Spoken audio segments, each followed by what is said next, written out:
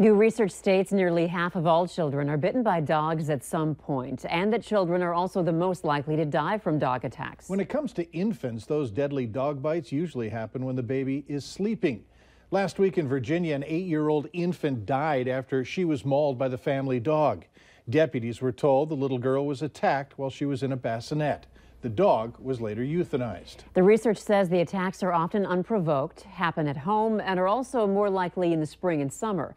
More so, most deadly attacks are preventable. Valley News Team's Veronica Marshall shows us how.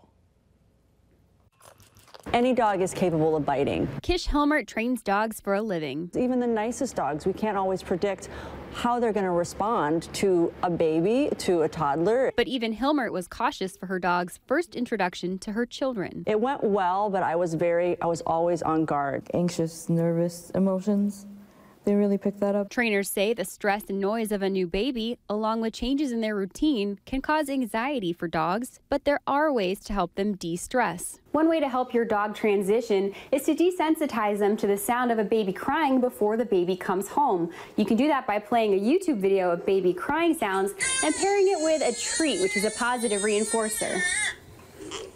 And there are other ways to prepare your dog for what's coming. Before you bring the child home, practicing some boundaries so the dog isn't allowed in the room unless invited in. They could start the dog out by getting something that has the baby's smell on it so the dog can smell it when they come home. Dogs are curious. They want to jump up and see what's in your arms. So of course that wouldn't be safe for a baby, but if you can practice getting the dog used to similar activities that you're going to do once the baby's home with like a doll. Once the baby is home, experts say don't forget who you brought home first. Some people, their dog before they have a first baby is their baby, and then this new baby comes in and the dog kind of gets pushed aside. If it's in your budget, consider a doggy daycare, consider a pet walker, so that dog can get that physical exercise when you don't have the time to do it. People want to help with the baby, how about you help with the dog instead? In Fargo, Veronica Marshall, Valley News Live.